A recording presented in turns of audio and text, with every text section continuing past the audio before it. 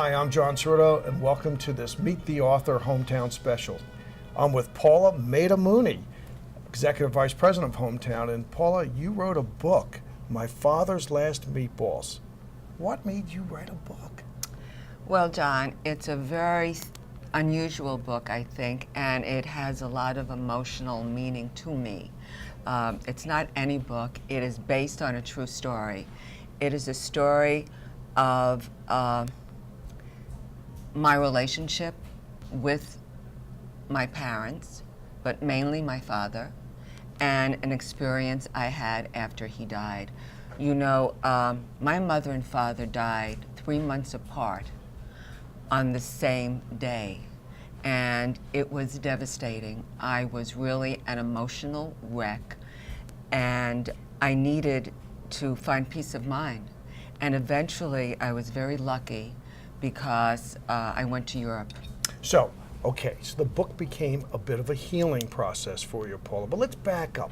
Let's go back. Let's talk a little bit about the book. And of course, we're going to talk about what it's like to write a book, which many people would like to do. So you're at a stage in your life that I guess you never thought you'd write a book, but something compelled you, which you just expressed, to do this. Talk about the beginning. You grew up in Brooklyn. Yes. I grew up in Brooklyn, and that was an incredible experience because it was a melting pot. At that time, you had Italian, Jews, the Norwegians, and it was extended family. There was always people around, always food. The whole culture was so warm, and it just was a wonderful experience growing up. So it was more of a close range lifestyle. Not like today. Not like today, but also a close range lifestyle in proximity, not like the suburbs. Why don't you expand on that a little bit, what it was like to live in Brooklyn in those days? Well, it was, you felt secure. You felt loved. You know, mothers stayed home in those days, and you had aunts and uncles, and people were always in your house. All the time, always in your house. You know, music, drinking, food, laughter. Within walking distance, though, Within correct, walking Paula? distance. All within Again, walking the distance. proximity and the different type of lifestyle. You know, you were saying at one time that, you know, your mode of transportation in those days was actually subway more than a car like we have out here in the suburbs also. Oh, right, subways all the time. Crowded, tight, sweaty bodies going to work or school, college. Paula, you move forward, and after the years in Brooklyn, you know, after experiencing this great close-range relationship, your parents always made a big impact in your life and had a big influence, particularly your dad. And why don't you explain the different backgrounds they came from and how that impacted the household? Well, you know, in the book, I try to tell the story. It's a love story between my father and mother, and they met on a bus to Red Bank. And they were both Italian, but of course my dad came from an average home. My grandparents came from Calabria and Naples area. And my mother's side of the family were bankers and lawyers and very educated. So right then and there you have a little tension that happened.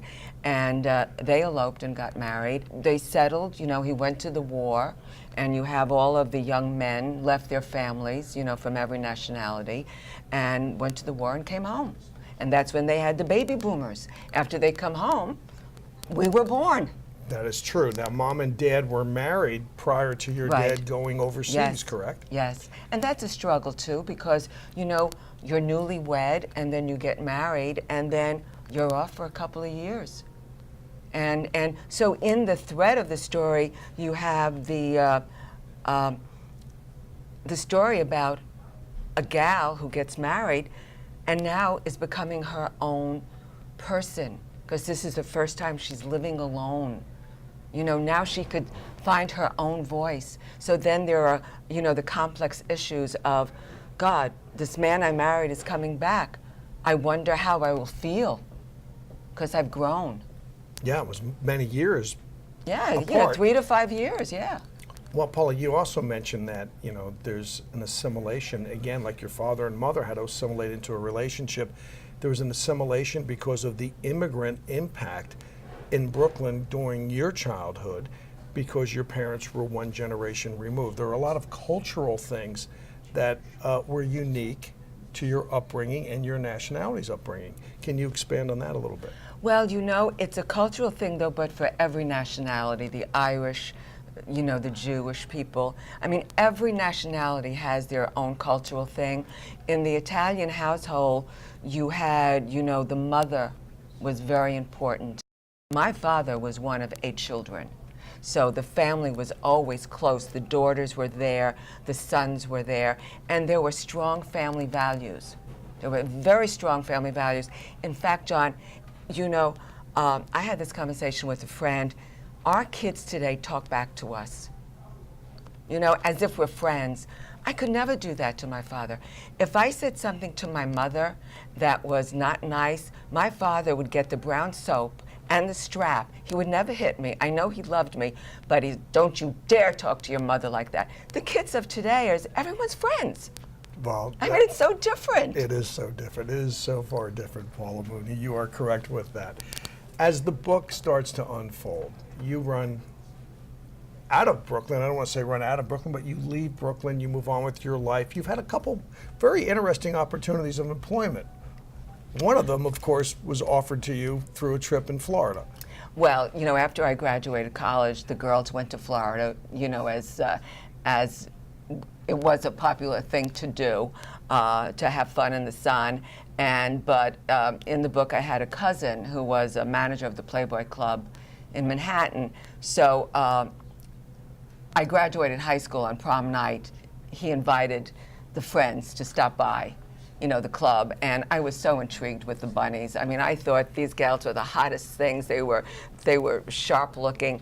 So when I went to Florida, I had the idea of, ooh, I'm going to call up the Playboy Club and tell them that, you know, my cousin was the manager and get a job interview. And I did. It was wonderful to try on the outfit. I thought I looked terrific. And I was offered a job. But getting back again to the relationship between parents and kids, your father's response. Well, I called him up and I said, gee, Daddy, guess what? I got a job here. And now at that time, I had a job lined up in Manhattan as a secretary. But I told him, and I could just picture him on the phone because, you know, it was like, you know, you better not. And that's what he said. He said, I'm coming down to get you unless you get your butt back here, Paula. And I said, okay, John boy. And I came back. Now, Paula, you know, the book also expresses some periods of your life, like everybody's life, where there's adversity and oftentimes heartache. You meet a wonderful man, you settle out here in New Jersey, you live in Short Hills for a while, a top executive, you have a child, a son between the two of you, and all of a sudden life is just so good, and you sense something. There's something about when life goes too good that seems to be innate in you to sense that something else is around the bend. Well, you know, John, my aunt, my grandmother's sister, Ida, was, you know, she was extremely intuitive. And and my mother was intuitive also. And I always sensed that something was going to go wrong, and it did. My husband was diagnosed with lung cancer, and I was just 29. He was 10 years older. And the life that we had changed drastically. And he passed on, and he left me with an 8-year-old son. And wasn't a smoker. Nope. And that was the sad part, because in the hospitals in the city, they kept on asking me, doctor after doctor, did he smoke, did he smoke? And he never smoked. Okay, so you're dealt with losing a husband at a young age, you have a young child, you lose your main source of income, and you have to survive. Yeah, but who was there for me? My Johnny. In the book, I call my father my Johnny because from a child, and you know, John, I want to say that the relationship a newborn daughter has with her father is very influential. It is the first man she connects with. And this relationship she has with her father will help her throughout her relationships in life with other men, her future husband, her son. It was the relationship that I had was extremely close, and he was my Johnny. He used to put me to bed at night, exhausted from work, and read me a story or tell me a story, and I'd go, "Oh, my Johnny," and he would fall asleep and I would get up. But he formulated really your model of what Yes. a man should be like. You move forward, Paula, and the book also talks about, spending some years single and going out there and trying to be a mother and trying to carry on with your life with an occupation and dating. What was that like all of a sudden? Crazy, because the men I had met, my mom would always laugh. She would say, "Where are you finding these men, Paula?" And I go, "Mom, the good ones are all married," which was true. I was 30, and I have to tell you this, and this guy I was dating said to me, "God, you must have been beautiful when you were younger." Okay, I'm a few years older, Then I had another one said, "If only you could lose 10 or 20 pounds. And it was like, where are these guys coming from? I mean, God forbid I was really sick. Yeah. Well, fortunately, as life unfolded, you met a great man, a local man here in town, and Rich Madden. Yes, I was. I had learned that when you stop looking for something is when it comes into your life, is when the universe will bring it to you. So I was at a point where I said, you know what, I have my loving family, I have my father, my mother, my son, I don't need anybody else. And at that point, this guy moved into my complex, and I thought he was kind of sharp looking. He was tall, thin, with little gray hair. And I said, oh, he's cool. And I got to meet him. And it was kismet. And you've been with Rich for quite some time now. 3 decades. Paula, for those people out there that are going through hard times that, we've all been through it, but when you're in it, you feel very alone and very lonely. What sustains somebody to get through that? What can somebody do to keep that hope alive, the optimism that life will turn back around? Well, John, that is the reason why I wrote this book. I wanted to give people hope that no matter what adversity comes your way, I've got to tell you something. When my mother was diagnosed with lung cancer, she died. A week later, I'm in the doctor's office because my father had this cough that he couldn't shake. Exactly a week to the day, he was diagnosed with the same disease. I wanted to crawl under a table and never come back up, and I had to face that fact. So it was very traumatic. Writing this book, but more so was I had lost hope. I was drained emotionally, and I did not believe in the spirit anymore or my faith. And it was through a journey that I took to Italy that I was able to recapture peace of mind. And I think anyone, John, who has lost and loved someone wants to believe that their loved one's spirit is still around and still with them. That's what I got. I know that my father's spirit is still alive and with me from a journey that I took to Italy, hence the book. Your father has always and was always a comforting part of your life during these challenging times. So you lose these people, you take this trip to Italy, which your father never had an opportunity to do. Why don't you briefly tell us about that trip and that miracle? Well, John, when my dad was diagnosed, or mom was, my husband and I went to Jersey. At that time, we had an apartment in Manhattan. I would go to my parents' house every Friday, Saturday, and Sunday, and we would eat at the table, always eating, talking. And we couldn't talk about the future because there was no future. The outcome was inevitable, but we talked about the past. We talked about how my mother met my father. We talked about them growing up. We talked about the relatives. We talked about the fact that my father never went to Italy. So I was able to find out the information to put in this book. I did not know I was going to use this to write a book, but I had all the information. And Richard, my husband, wrote down the family tree. Oh, gee, tell me where your town's, grandma Maida came from, and my other grandmother, what town. So we put all of this information together. And that's how you ended up taking this voyage to your father's Heritage. ancestry. That's right. That's hometown, right. and you had a miracle happen there where you met relatives. Well, I call it a miracle, yeah, because prior to that, I had some things that happened to me that were, I thought, a little, paranormal, and signs that, gee, is it possible that my dad is still around? But he always wanted to make this trip to Italy.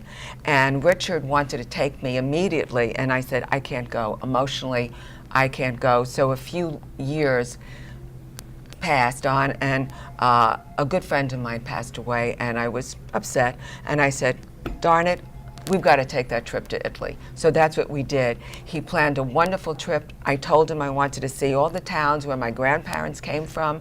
And I wore this on the trip, John. I don't know if the camera could see this. It's my daddy's when he was in the Army, his tags that he wore, the dog tags. I had them dipped in gold, and I took them to Italy with me because I said, Daddy, I know you always wanted to go to Italy, but you couldn't go, but I'm taking you with me. So I took him, vicariously. And Paula, without giving away the full story in the book, because it's a great read. It's a real feel-good read.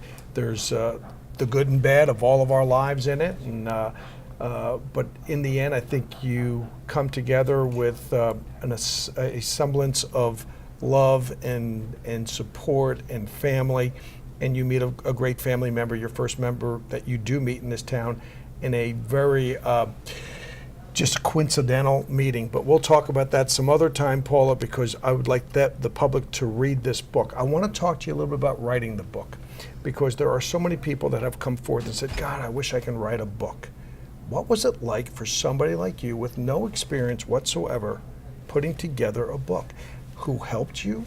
How did you get started? How did you get finished? Well, excellent questions, John. I'll tell you how I got started. When my dad died, it was a horrendous winter. I went back to my apartment on Sutton Place, and it was cold and frigid, and I was kind of looking out at the East River. The ice caps were coming down, and I said, my Johnny, I can't believe he's gone, my father, my rock. And in the book, I served a meal after the funeral, and the meal was in the freezer. They were meatballs that my father had made. And so I'm in my apartment thinking, my father's last meatballs. And that struck, because I was thinking about what transpired in the past week, and I said, my father's last meatballs. And I said, gee, that would make a nice story, wouldn't it, Paula? My father's last meatballs. So that was something that clicked in my mind. So the days went by, and I said, I'm going to write a book. The days went from months to years, and I just wrote little things down, and eventually I called my cousin, Andrea, in California. I said, Cuz, I have this idea for a book. And she said, well, I'll help you, Paula. And I said, would you? Because she's a wonderful writer in her own right. And so I called her up, and we got together, and we did little chapters, and Andrea added some things. So that was the catalyst. How long did it take to write the book? Well, John, I knew someone would ask me that question. So my answer is 10,000 years, because I read somewhere that it takes 10,000 years to 10,000 hours to become successful at something. But it took a few years because I would start and put it down, start and put it down. But I'll tell you, the last year, which was 2013, I went to a show, not a show, a book signing by a doctor who wrote a book called Proof of Heaven. And there was a lot of people in the audience, and they were all interested in the afterlife and, spirit, and things happened. And I looked at the audience because I believe in this myself, and I said, Paula, this is it. I'm going to complete this book, and I'm going to get it out there. And I worked on it. Were there specific times that you thought better than other times to work? Was there a certain environment or setting where your creative inspiration would work better? Well, I think if you asked any writer, and I know that you have, you get inspirations at any time. So, I could be in the shower or I could be lying in bed, but I think it's the quiet times when thoughts come into your mind. It's almost as if you have to meditate, and it just comes to you. But I would go into the basement where I have my office, home office, and I would write some things down, and then at night I would go upstairs in the dining room table, and I had a legal pad and I had a glass of wine, and I would scribble again, and I got all of these scribbles together, and I did chapter by chapter. What type of feedback have you received on this book? Now, I know you can purchase it through Amazon, and there are a few comments from Amazon. Well, I wish people would go to Amazon to find out and read a review, because I have been blown away. I didn't know how people would respond to this book, but I think so many people who have lost someone have written and say, oh my gosh, it reminds me of my relationship with my dad or my family, and how wonderful you talked about values, the value that growing up with those values, and we have lost those values today. So everyone has their own opinion and take, but overall it's been very positive. So it's really made me so happy. All right, your major takeaway when you look back at this experience, and you had to review a lot of different areas of your life, and see all these wonderful, we'll use the word characters for the book, but all these wonderful people that have entered, and so many have left. But looking back, would you trade that upbringing or that life for a different one? Never. Never. I think I've been blessed, like you, to have an Italian upbringing where warmth and love and passion is so much a part. I'm thrilled that we're having it here, because I look at this art, and the Italians have left such an impact on society, and so it's just a wonderful experience. But most of all, I want to say, John, that it is so important for the baby boomers to understand that our parents will leave us, but they have left us with something so much more, and that I truly believe that love is unending. It never vanishes. And when it's our time to check out, they will be there to say, hey, come on home. Okay, Paula Maida Mooney, changing gears here. In this book, some great family pictures of some characters that we haven't talked about. Some of them had some interesting color to their personalities. Yes, well, Aunt Catherine, Aunt Anna, Aunt Tessie. Yes, they were down-to-earth women. Well, we'll let the reader depict that side of it. But Paula, there are also some tremendous family recipes in here. Now, how did they get passed down? Well, because we were always talking. Growing up, John, when I had breakfast, first thing my mother said, okay, what are we going to have for dinner? And I said, I didn't even have my orange juice yet. But it was always food. The things I included in the book were the ones that are my favorites. And my husband, and the family, Christmas Eve was very special. So I have to have, my Christmas Eve dish, which is the scungili salad. And then there is the linguine and white clam sauce. My mother made strufla, the little honey balls with the sugar on top, the confectionery sugar on top. So, and I wanted to add them because, again, Italians eat.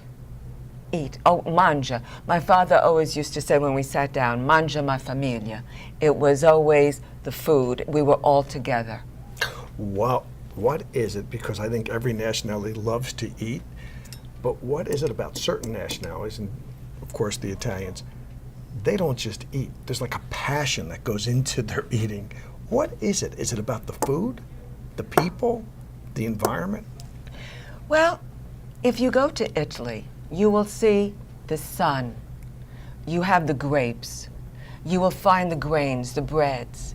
You'll have, the pastas. And John, don't forget the olive oil. All of these foods are healthy for you. They'll tell you the Mediterranean diet. It's a good diet. And they taste good. If you don't eat too much. Well, that's the issue, but they also have a great taste. Yeah. Now, you also talked about some of the other elements at the table, which, of course, we call it it's in certain environments, it could be that there's the body and the blood being the wine in this case. Tell us about that. Well, the wine comes in here because my grandfather, Giuseppe Maida, came here, and during Prohibition was a wine chemist. And it was interesting because in Prohibition, churches could serve wine. So they made wines for the church, and the grape is sacred. So that's how I grew up.